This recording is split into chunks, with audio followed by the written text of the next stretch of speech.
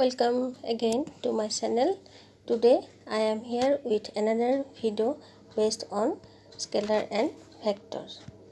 Today's video we will discuss how to add vectors with different method. Okay. So in this addition of vectors, generally we use two main method. One is triangular method and another is parallelogram method. Okay, so let's discuss the first method, triangular method. In this method, if you have two vectors a and b, then to add the given two vectors, you have to first add the tail of one vector to the head of another vector.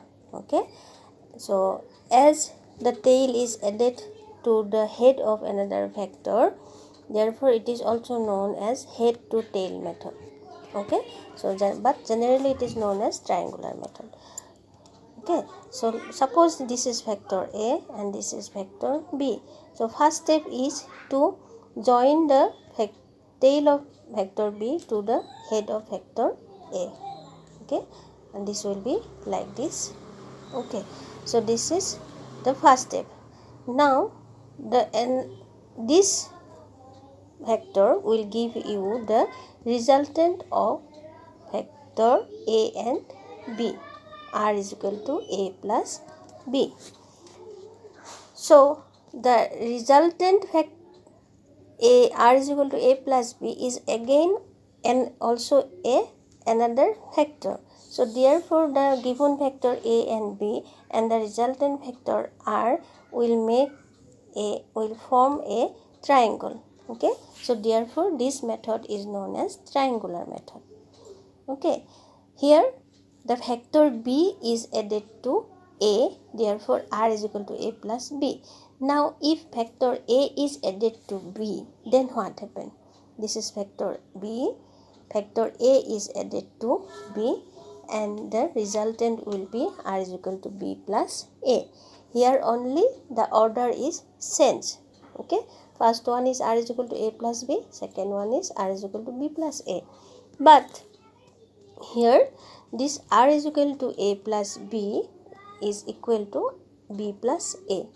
That means the resultant of the vector addition will not depend on the order of addition, and this is called commutative law. That means vector addition obey the commutative law. Okay, now suppose you are going to add another vector c. Already you have got a and b vectors, and now you are going to add another vector c. Then let's see what happened. This is a, this is b, this is the resultant of vector a, r is equal to a plus b. Now this is vector c. Okay, so you have to add the vector c also to a plus b. Then this vector, this colored vector gives you the resultant of vector b and c. Okay, this orange colored vector gives you the resultant of b and c, and you are going to find out the resultant of vectors a, b and c. Okay, this vector, this yellow colored vector gives you the resultant of a, b and c. Okay, so this yellow colored vector will be the resultant of vector r and vector c, and vector r is again the resultant of a and b. Therefore you can write it as a plus b under bracket plus c. That means vector r plus c. This will give you the resultant of a plus b plus c. Okay, so this is the resultant of a, b, c. Again this yellow colored vector will be the resultant of vector a and vector b plus c. Factor b plus c is the resultant of factor b and c. So this yellow colored vector, again with the help of triangular method, you will get it as the resultant of factor a and resultant vector of b and c. Therefore, it can be written as a plus b plus c under bracket. Okay.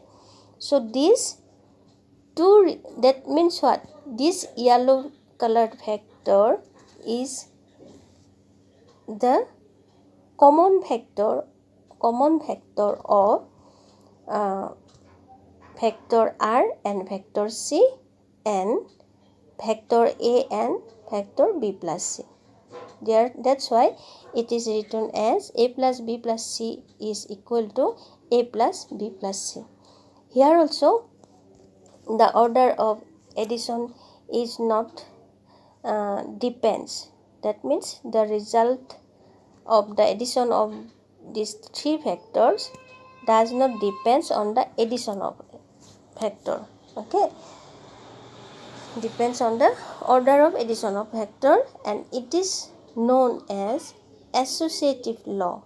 That means what? The factor addition obey two rules. One is commutative rule and another is associative rule. Okay. Now another method is parallelogram method. Here in this method, the first step is to join the tails of the two given vectors, and second step is to form a parallelogram with the help of these two given vectors. Okay. Suppose two vectors a and b. To join these, to add these two vectors a and b, you have to join the tail of b with the tail of a, or that means you have to join the tails of two given vectors like this. This is vector a, this is b, and you have to join the tails of these two vectors like this. Okay, so this is the first step. So second step is to form a parallelogram with the help of these two vectors a and b. So how it can be formed? Already you know in our previous video that two vectors will be equal if they are same in magnitude and in direction. Therefore, you have to draw a line parallel to B and another line parallel to A. As this line is parallel to vector A, and that means same in magnitude and same in direction. Therefore, this line can be written as A. Similarly, this line is same in direction to vector B. This one is same in direction to vector B and same in magnitude. Therefore, it can be written as B. Okay, so that's why you can have the complete form of parallelogram like this. Okay, so as this one and this one is same, therefore here you can write here it as A. Okay, so therefore this is vector B and this is vector A. You have to add A and B, and here you can use the first method, triangular method. Okay, so using the triangular method you will get resultant R is equal to A and B.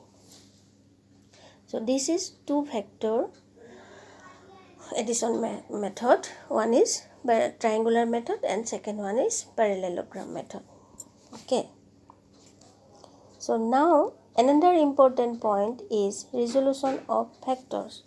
So all of you know that factor has the magnitude along with the direction. So therefore, as it is associated with the direction, you can resolve it in components. You can express a given vector in terms of components. Okay, so the process of expressing a vector in terms of its components is known as resolution of vector.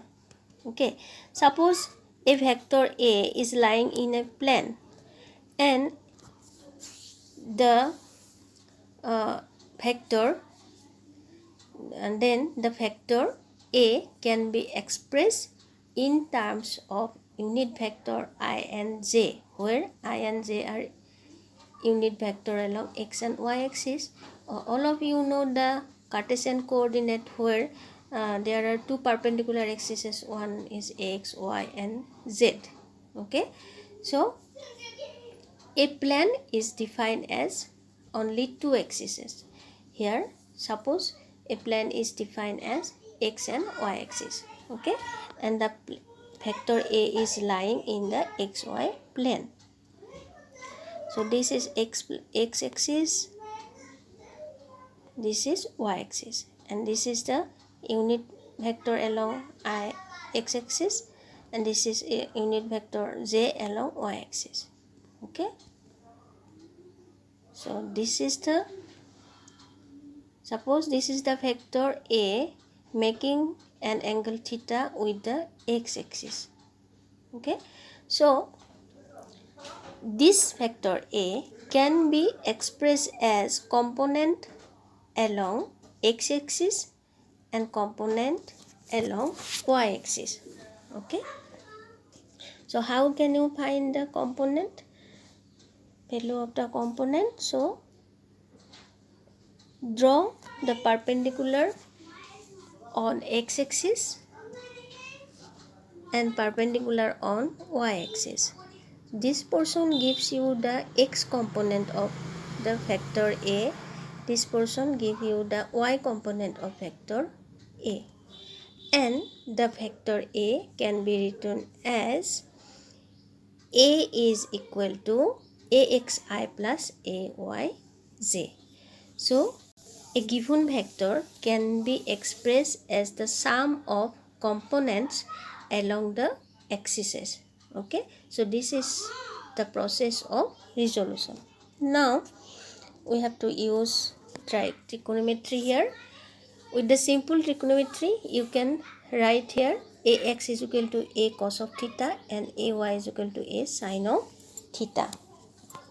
Okay, now the value of the component can be positive, negative and 0 depending on the value of the angle makes by the vector, makes by the given vector with the x-axis.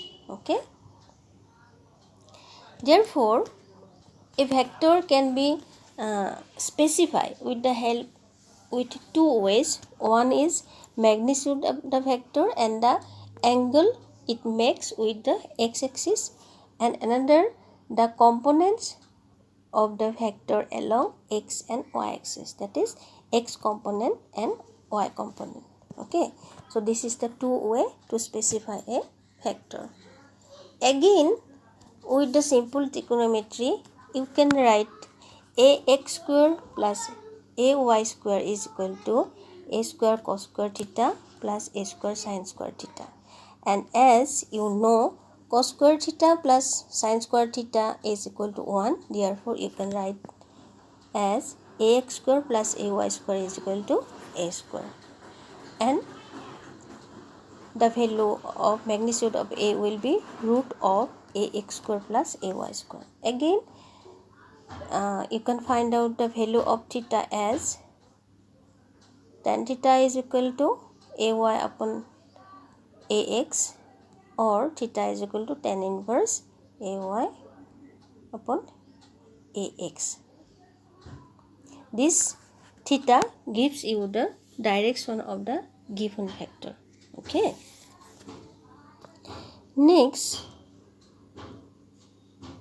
a vector A can also be expressed in terms of unit vectors I, j and k. Here I, j and k are unit vectors along x, y and z axis. Okay, already all of you know that a vectors can be one dimensional, two dimensional or three dimensional. Okay, a two-dimensional vector can be expressed as the sum of components along x and y axis, that is along two axes, and a three-dimensional vector can be expressed as the sum of components along three axes. Okay, and the direction of these components along three axes can be expressed in terms of the unit vectors I, j and k. And already all of you know what is unit vector. So unit vector is has the value, that means the magnitude of unit vector is 1, and it is used only to specify the direction of a particular vector. Okay, this is the characteristics of unit vector. And how a vector can be expressed in a three-dimensional case. So this is x, y and z direction.